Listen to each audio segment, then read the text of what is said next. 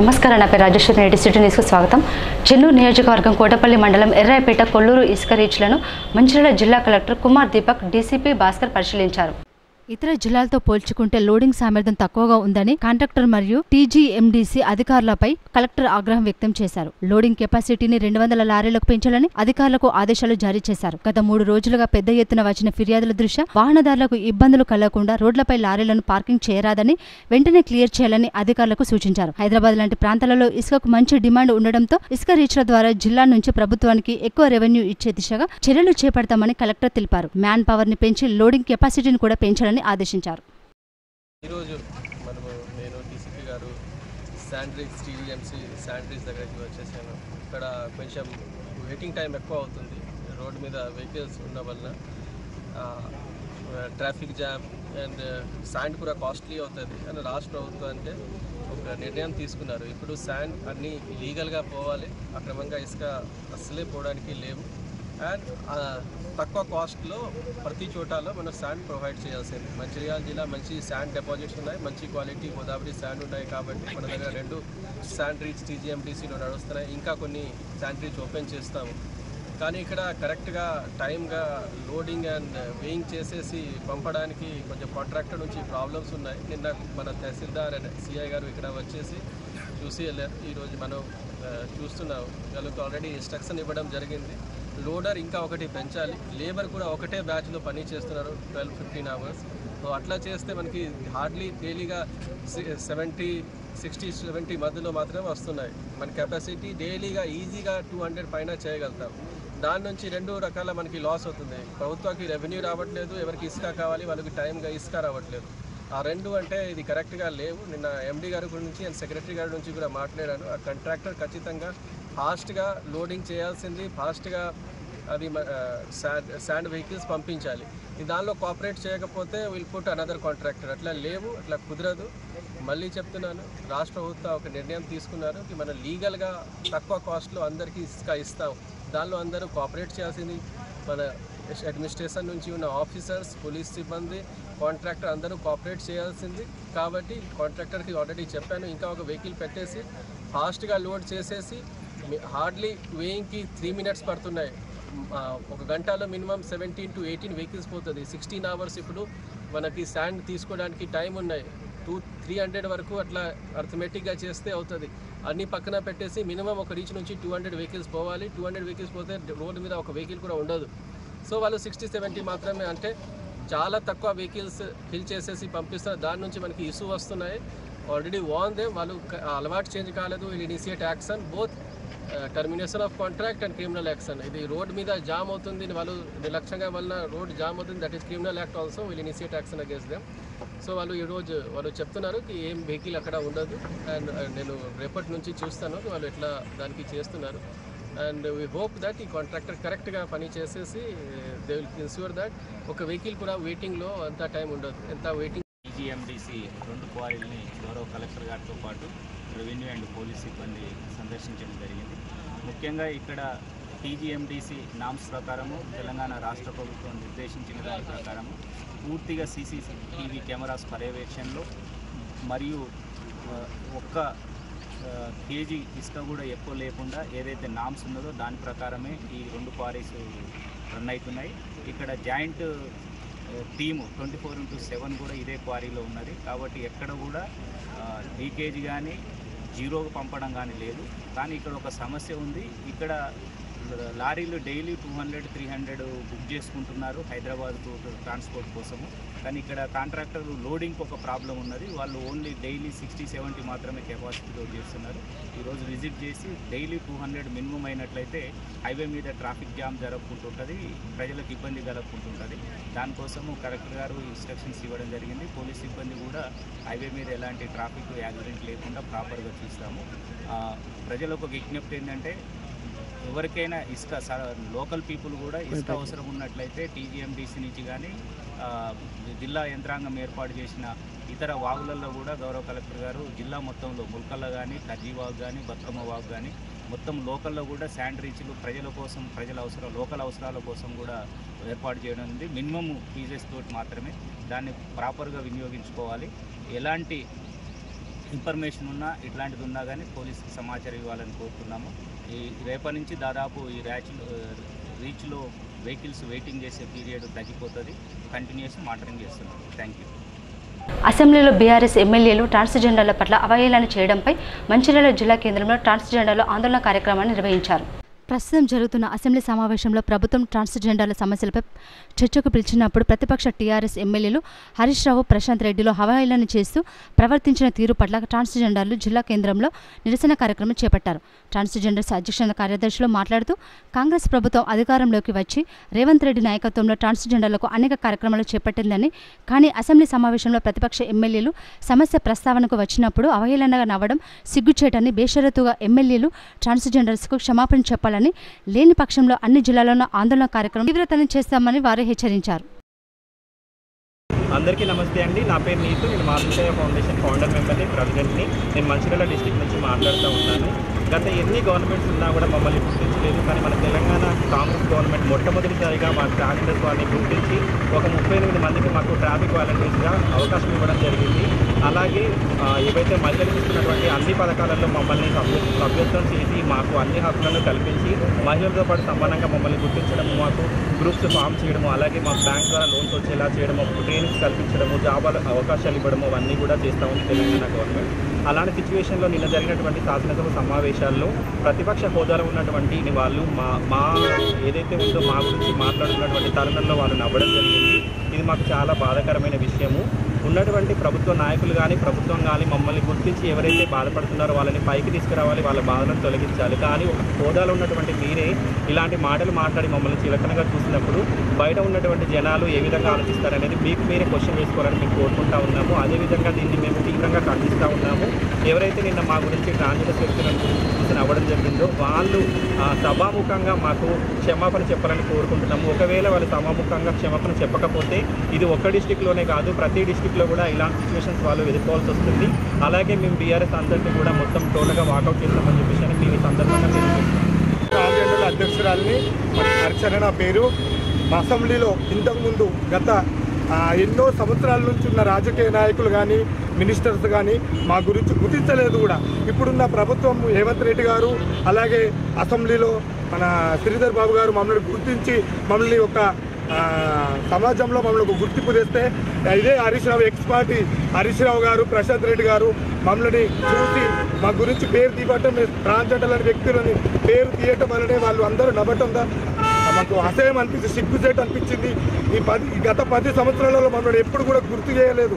ఇప్పుడున్న ప్రభుత్వంలో మమ్మల్ని గుర్తించి అదే ఆర్టీసీ బస్సులలో కానీ మహిళలతో సమానంగా మమ్మల్ని గుర్తించి కూడా ఫ్రీ బస్సులు కూడా మమ్మల్ని ప్రతి పథకాలలో కూడా మాకు గుర్తించి మాకు ఇప్పుడున్న రేవంత్ రెడ్డి గారు అన్నిట్లో మమ్మల్ని ఈక్వల్గా గుర్తించడం వలన మాకు ఎన్నో గవర్నమెంట్ సపోర్ట్ చేస్తుంటే కూడా ఎక్స్ పార్టీ వాళ్ళు హరీష్ రావు, ప్రశాంత్ రెడ్డి గారు మమ్మల్ని అసహ్యంగా మమ్మల్ని చూసి నవ్వడంతో మాకు సిగ్గు చేయటం అనిపిస్తుంది. మాకు వెంటనే మాకు క్షమాపణ చెప్పకపోతే మేము మొత్తం రాష్ట్రం అంతా అల్లకల్లోలం చేస్తామని, అన్ని జిల్లాలలో మేము మాకు క్షమాపణ చెప్పకపోతే ర్యాలీ తీసి ధర్నాలు చేస్తామని మేము కోరుకుంటున్నామమ్మా. కాసిపేట మండలంలోని జాతీయ రహదారిపై ఉన్న ఫ్లైఓవర్ బ్రిడ్జిపై రోడ్డు ప్రమాదం జరిగింది. ఆగి ఉన్న లారీని వెనుక నుండి వేగంగా మరో లారీ ఢీకొట్టింది. ఈ ప్రమాదంలో లారీ డ్రైవర్కు తీవ్ర గాయాలయ్యాయి. జాతీయ రహదారి ఫ్లైఓవర్పై రోడ్డు ప్రమాదం చోటు చేసుకుంది. ఐరన్ లోడు లారీని మరో లారీ ఢీకొట్టింది. రాయపూర్ నుండి ఇనుప రేకుల లోడు వెళ్తున్న లారీ ఆగి ఉన్న లారీని వెనుక నుండి వేగంగా ఢీకొట్టడంతో క్యాబిన్ ముందు భాగం మొత్తం ఆగి ఉన్న లారీ వెనుక భాగంలో ఇరుక్కుపోయింది. ఢీకొట్టిన lorry driver Gulzar Singh cabin లో ఇరుక్కుపోయాడు. సమాచారం అందిన వెంటనే Kazipet SI Praveen Kumar, ASI Boora Ravinder, blue coat constable సర్జన్ 198 సిబ్బంది, బెల్లంపల్లి అగ్నిమాపక సిబ్బంది సంఘటన స్థలానికి చేరుకుని క్యాబిన్ లో చిక్కుకున్న డ్రైవర్ ను గ్యాస్ కటర్ సహాయంతో 4 గంటల పాటు శ్రమించి బయటకు తీసి అంబులెన్స్ లో మంచిర్యాల ప్రభుత్వ ఆసుపత్రికి తరలించారు. డ్రైవర్ కాళ్లకు తీవ్ర గాయాలయ్యాయని, ప్రాణాపాయం లేదని వైద్యులు తెలిపినట్లు కాశీపేట ఎస్ఐ ప్రవీణ్ కుమార్ తెలిపారు. ఈ ఘటనపై కేసు నమోదు చేసి దర్యాప్తు చేస్తున్నట్టు ఎస్ఐ తెలిపారు. 30కి సోమగూడెం ఫ్లైఓవర్ మీద 2 స్టీల్ తీసుకుపోతున్న లారీలు ఒకటి వెనుక గుద్దుకుంటే క్యాబిన్లో డ్రైవర్ ఇరుక్కుపోవడం జరిగింది. దానికి మేము మార్నింగ్ 6 o'clock నుంచి వెళ్ళి మన ఫైర్ వాళ్ళు, బెల్లంపల్లి, మేము, NHA వాళ్ళు, వైద్య సిబ్బంది అందరూ కూడా సహకరించి డ్రైవర్ను క్యాబిన్ నుంచి బయట తీసి జరిగింది. ఇప్పుడే అంబులెన్స్లో అతను హాస్పిటల్ పంపిస్తున్నాం. అతనికి మ్యాక్సిమం ఫ్రాక్చర్ అయింది కానీ అవుట్ ఆఫ్ డేంజర్ అని చెప్తున్నాం. మన వైద్య సిబ్బంది వెంటనే సెలైన్ బయట ఎక్కియడం, ప్లస్ ఆక్సిజన్ సరిపోతే ఆక్సిజన్ అప్లై చేయడం జరిగింది. కింద డీజిల్ కారిపోతే ఏమైనా ఫైర్ జరుగుతుందని చెప్పేసి వెంటనే ఇమీడియట్లీ ఫైర్ వాళ్ళని ఇప్పించాం. వాళ్ళు కూడా ఫోన్ చేసి గ్యాస్ వెల్లింగ్ కట్టర్ తోటి కడిగేసాం. సో ఎలాంటి ఇంజురీ కాకుండా అంటే ఎలాంటి ఇబ్బంది లేకుండా అంతా కూడా సక్సెస్ఫుల్గా క్యాబిన్ నుంచి డ్రైవర్ని తీసి పంపించడం జరిగింది. సో అందరికీ కూడా పోలీస్ స్టేషన్ తరఫున అందరికీ ధన్యవాదాలు చెప్తున్నాను. థ్యాంక్ యూ అండి. చెన్నూరు నియోజకవర్గం కోటపల్లి మండలంలోని రాపన్పల్లి అంతర్రాష్ట్ర సరిహద్దు వంతెన వద్ద గంజాయి అక్రమ రవాణాపై పోలీసులు స్పెషల్ డ్రైవ్ నిర్వహించారు. అంతర్రాష్ట్ర వంతెన గుండా రాకపోకలు నిర్వహిస్తున్న వాహనాలను నార్కోటిక్ ఎనాలిసిస్ డాగ్ ద్వారా మరియు పోలీసు సిబ్బందితో అన్ని వాహనాలను వారి సామగ్రిని క్షుణ్ణంగా పరిశీలించారు. గంజాయి రహిత ప్రాంతంగా మార్చడానికి వినూత్న కార్యక్రమాలు చేపడుతూ ఆకస్మికంగా తనిఖీలు, పెట్రోలింగ్ ముమ్మరం చేయడం ద్వారా ప్రజల్లో అవగాహన కల్పిస్తుందని, గంజాయి అక్రమ రవాణాపై స్పెషల్ డ్రైవ్లు, నార్కోటిక్ జగిలాలతో తనిఖీలు చేపడుతూ గంజాయి రవాణాపై ఉక్కుపాదం మోపడం జరుగుతుందని ఏసీపీ వెంకటేశ్వర్లు పేర్కొన్నారు. ఈ కార్యక్రమంలో rural CI Sudhakar, SI Rajender, exchange శాఖ అధికారులు, సిబ్బంది మరియు స్పెషల్ పార్టీ పోలీసులు, స్థానిక పోలీసు సిబ్బంది పాల్గొన్నారు. శ్రీరాంపూర్ ఏరియాలోని అరుణాకర్ నగర్లోని ఓ ఇంట్లో అక్రమంగా నిల్వ చేసిన స్క్రాప్ను సింగరేణి సెక్యూరిటీ సిబ్బంది పట్టుకున్నారు. శ్రీరాంపూర్ ఏరియాలోని అరుణాకర్ నగర్లో నివాసం ఉండే సంతోష్ అనే స్క్రాప్ వ్యాపారి ఇంటిపై సింగరేణి సెక్యూరిటీ అధికారులు దాడులు చేశారు. సింగరేణికి సంబంధించిన స్క్రాప్ ఆయన ఇంటిలో ఉందనే సమాచారంతో సెక్యూరిటీ అధికారులు తమ సిబ్బందితో కలిసి ఆయన వెళ్లారు. వారి ఇంటికి తాళం వేసి ఉండటంతో వారు డోర్లు తీయడానికి నానా ప్రయత్నాలు చేశారు. చివరికి పోలీసుల జోక్యంతో వారు తాళం తీశారు. దీంతో సింగరేణి సెక్యూరిటీ సిబ్బంది వారి ఇంట్లో సోదాలు చేశారు. ఇంట్లో అక్రమంగా నిల్వ చేసిన సుమారు 2 క్వింటాల సింగరేణి స్క్రాప్ ను స్వాధీనం చేసుకుని పోలీసులకు అప్పగించారు. ఈ మేరకు సింగరేణి సెక్యూరిటీ అధికారులు శ్రీరాంపూర్ పోలీసులకు ఫిర్యాదు చేశారు. ఈ రూమ్ నుంచి మాకు 8 గంటల సుమారు మాకు కబర్ వచ్చింది. కబర్ అంటే మా బిడ్డ మా వాళ్ళ నుంచి మా గ్రూప్ అంతా వచ్చి ఇక్కడ చూస్తే లోపలికి అమ్మ రానియలేదు. రానియకపోతే మేము లోపలికి పోవాలంటే సరే మా పెద్ద సార్ కూడా వచ్చినప్పుడు రానియలేదు. సరే ఎందుకు రానియలేదు ఏం కదా అంటే మేము పోలీస్ స్టేషన్ కంప్లైంట్ చేయడం జరిగింది. అది పోలీసు వాళ్ళ ఆధ్వర్యం లోపల ఈ తాళం తీయడం జరిగింది. లేకపోతే తాళం తీయడం అస్సలు తీయలేదు. పోలీసు వాళ్ళ ఆధ్వర్యంలో తాళం తీసుకోవడం జరిగింది. ఈ సామాను కంపెనీ సామాన్ బట్టి రికవర్ చేయడం జరిగింది. ఇది మా సామానే అందాక 2 టన్నులు ఉంటుందా వేసుకోండి, 2 టన్నులు ఉంటుంది. ఇది విషయం. ఇది దొరికిన సామాను రూముల అంతా ఏం దొరకలేదు. ఇదంతా కాంపౌండ్ కూడా ఏరియాలో దొరికింది. కాంగ్రెస్ ప్రభుత్వం చేపడుతున్న ప్రభుత్వ పథకాలను ప్రతి కార్యకర్త గ్రామాన తిరిగి ప్రజలకు వివరించాలని లక్షడిపేట మండల కాంగ్రెస్ అధ్యక్షుడు పింగళి రమేష్ సూచించారు. ఈ కార్యక్రమంలో మంచిర్యాల నియోజకవర్గ ఎమ్మెల్యే ప్రేమసాగర్ రావు అధ్యక్షతన డీసీసీ అధ్యక్షురాలు కొక్కిరాల సురేఖ ఆదేశానుసారం తెలంగాణ రాష్ట్ర ముఖ్యమంత్రి రేవంత్ రెడ్డి సూచనల మేరకు నిర్వహిస్తున్నామని అన్నారు. ప్రతి గ్రామంలో పాదయాత్ర ప్రారంభించే ముందుగా ఆ ఊరిలోని మహాత్మా గాంధీ మరియు బిఆర్ అంబేద్కర్ గారి విగ్రహం ఫోటోలకు పూల దండ వేసి కార్యక్రమం నిర్వహించాలని కాంగ్రెస్ పార్టీ కార్యకర్తలకు సూచించారు.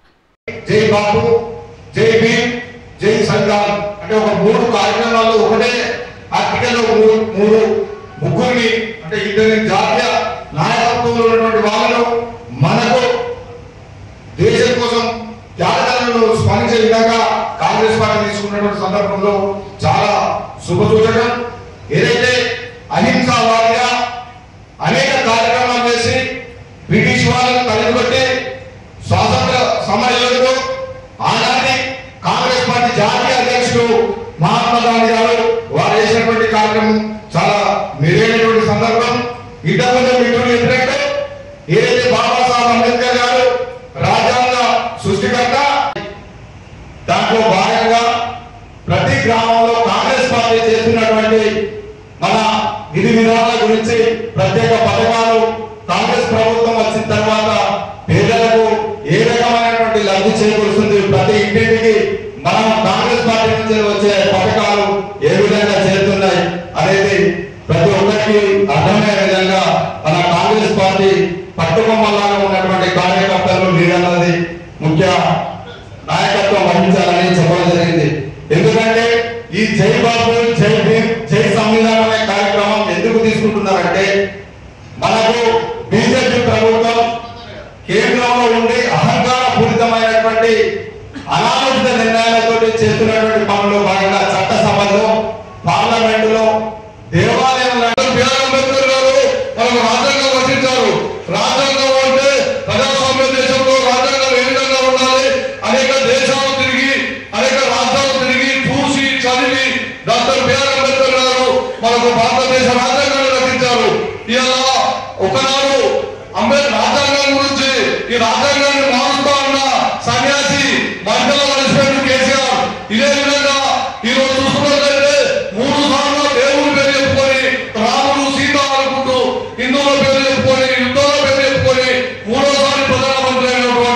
నరేంద్ర మోడీ ఈ యొక్క డబుల్ బెడ్రూమ్ ఇళ్లకు మంచినీరు, కరెంటు సౌకర్యం కల్పించాలని మందమరి తహసీల్దార్ సతీష్ కుమార్కు లబ్ధిదారులు విన్నవించారు. తాము డబుల్ బెడ్రూమ్ ఇళ్లలో నివసిస్తున్నామని, వాటిలో కరెంటు మంచినీటి సౌకర్యం లేకపోవడం వల్ల ఇబ్బందులు పడుతున్నామని ఈ సందర్భంగా వారు పేర్కొన్నారు. కొన్ని బ్లాకులలో అసలు కరెంటు వైరింగ్ లేదని, కొన్ని బ్లాకులలో కరెంటు వైరింగ్ చేసినప్పటికీ దానికి కరెంటు కనెక్షన్లు ఇవ్వలేదని వారు సూచించారు. ముఖ్యంగా మంచినీటి పైపులు వేయించాలని, లేకపోవడం వల్ల చాలా ఇబ్బందులు పడుతున్నామని అధికారులు స్పందించి వెంటనే కరెంటు మంచినీటి సౌకర్యం కల్పించాలని వారు కోరారు. ఈ సందర్భంగా ఎంఆర్ఓ సతీష్ కుమార్ మున్సిపల్ అధికారులతో మాట్లాడి మంచినీటి సౌకర్యం కల్పిస్తానని, కరెంటు కోసం లబ్ధిదారులు స్థానిక విద్యుత్ శాఖ అధికారులు సంప్రదించాలని వారికి తెలిపారు. ఈ కార్యక్రమంలో డబుల్ బెడ్రూమ్ ఇళ్ల వాసులు తదితరులు పాల్గొన్నారు. బండారు రాజేశ్వరి మెమోరియల్ ట్రస్ట్ ఆధ్వర్యంలో 12 మందికి ఉచిత కంటి ఆపరేషన్లు నిర్వహించినట్లు వైద్యులు చిందా అభిషేక్ తెలిపారు. చెన్నూరు పట్టణంలో బండారి రాజేశ్వరి మెమోరియల్ ట్రస్ట్ ఆధ్వర్యంలో 12 మంది ఉచిత కంటి చెన్నూరు పట్టణంలో బండారి రాజేశ్వరి మెమోరియల్ ట్రస్ట్ ఆధ్వర్యంలో 12 మందికి ఉచిత కంటి ఆపరేషన్లు నిర్వహించినట్లు వైద్యులు అభిషేక్ చిందన్ తెలిపారు. ఈ సందర్భంగా వైద్యులు అభిషేక్ మాట్లాడుతూ చెన్నూరు మండలానికి చెందిన 12 మంది నిరుపేదలకు బండారి రాజేశ్వరి మెమోరియల్ ట్రస్ట్ ద్వారా కంటి వెలుగును ప్రసాదించడం అభినందనీయమన్నారు. కార్యక్రమంలో బండారి రాజేశ్వరి మెమోరియల్ ట్రస్ట్ వ్యవస్థాపకులు డాక్టర్ బండారి లక్ష్మణ్ సిబ్బంది పాల్గొన్నారు. మందమరి ప్రజాసేవ వెల్ఫేర్ సొసైటీ ఆధ్వర్యంలో ముస్లింలకు రంజాన్ తోఫాలు పంపిణీ చేశారు. పట్టణ సీఐ శశిధర్ రెడ్డి పలువురు ముస్లిం కుటుంబాలకు తోఫాలు అందజేసి పండుగను సంతోషంగా జరుపుకోవాలని కోరారు. ముస్లిం సోదరులు ఎంతగానో ఆదరించే అల్లాకు ఈ నెల ఎంతగానో భక్తి శ్రద్ధలతో ఉపవాసం ఉంటూ భక్తిని చాటుకుంటారు. ప్రతి ఒక్కరూ మతాలకు అతీతంగా వచ్చే ఉగాది పండుగ మరియు రంజాన్ పండుగ కలిసి శాంతియుతంగా జరుపుకోవాలని అన్నారు. వ్యవస్థాప అధ్యక్షుడు షేక్ అజముద్దీన్ మాట్లాడుతూ ప్రజలంతా ముస్లిం హిందూ అన్నదమ్ముల్లాగా పండుగ జరుపుకోవాలని, అలాగే ఇంతటి మహా కార్యక్రమానికి సహకరించిన బిర్లా టీఎస్సీఎం దాడి రాజుకి ప్రజాసేవ వెల్ఫేర్ సొసైటీ తరపున మంచిర్యాల జిల్లా ప్రజలందరికీ రంజాన్ పండుగ శుభాకాంక్షలు. సిద్దిపేట జిల్లాలో యాసంగి ధాన్యం కొనుగోలు ప్రక్రియకు సన్నద్ధం కావాలని జిల్లా కలెక్టర్ మను చౌదరి అధికారులకు సూచించారు. సమీకృత జిల్లా కార్యాలయ సముదాయంలోని కాన్ఫరెన్స్ హాల్లో యాసంగి వరిధాన్యం కొనుగోలు ప్రక్రియకు సంబంధించి అధికారులతో జిల్లా అదనపు కలెక్టర్ అబ్దుల్ హామీద్తో కలిసి జిల్లా కలెక్టర్ సమావేశం నిర్వహించారు. సమావేశంలో జిల్లా కలెక్టర్ మాట్లాడుతూ జిల్లాలో 419 వరిధాన్య కేంద్రాలలో తాలు తీసే యంత్రాలు, తేమ శాతం కొలిచే యంత్రాలు, కాంటాలు, టార్ఫాలిన్ కవర్లు, గన్ని బ్యాగులు, తాగునీటి వసతి, ఎలక్ట్రిసిటీ సౌకర్యం, ఇతరత్ర అన్ని సౌకర్యాలను సమకూర్చుకొని ఆయా ప్రాంతాలలో వరి కోత జరుగుతున్న క్రమంగా ఏప్రిల్ మొదటి వారం నుండి కొనుగోలు కేంద్రాలను ప్రారంభించాలని తెలిపారు. ఈ యాసంగిలో 419 అన్ని కేంద్రాలలో సన్నరకం వరిధాన్యం కొనుగోలు కేంద్రాలను సైతం ఏర్పాటు చేస్తున్నట్లు తెలిపారు. రంగారెడ్డి జిల్లా గచ్చిబౌలి స్టేడియంలో 4వ కియో నేషనల్ కరాటే ఛాంపియన్షిప్ పోటీలు అట్టహాసంగా ప్రారంభమయ్యాయి. 4వ కియో నేషనల్ కరాటే ఛాంపియన్షిప్ పోటీల కార్యక్రమంలో తెలంగాణ శాసనసభ స్పీకర్ గడ్డం ప్రసాద్ కుమార్, రవాణా బీసీ సంక్షేమ శాఖ మంత్రి Ponnam Prabhakar, Telangana sports council chairman Shivasena Reddy, international karate champion Nikhat Zareen, మాజీ అంతర్జాతీయ cricket captain Azharuddin, MBC chairman Jaripeti Jaipal, Madhapur corporator Jagadishwar గౌడ్తో కలిసి షేర్లింగంపల్లి కార్పొరేటర్ రాగం నరేందర్ యాదవ్ ఈ సందర్భంగా వారు మాట్లాడుతూ తెలంగాణ ప్రభుత్వం రాష్ట్ర ముఖ్యమంత్రి రేవంత్ రెడ్డి స్పోర్ట్స్ కొరకు ప్రత్యేక శ్రద్ధతో తగిన సౌకర్యాలను సమకూర్చి క్రీడాకారులను ప్రోత్సహించడం చాలా సంతోషదాయకమన్నారు. సిటీ న్యూస్ ఇంతటితో సమాప్తం. తిరిగి ప్రసారమై సిటీ న్యూస్లో మళ్ళీ కలుసుకుందాం. అంతవరకు సెలవు. నమస్కారం.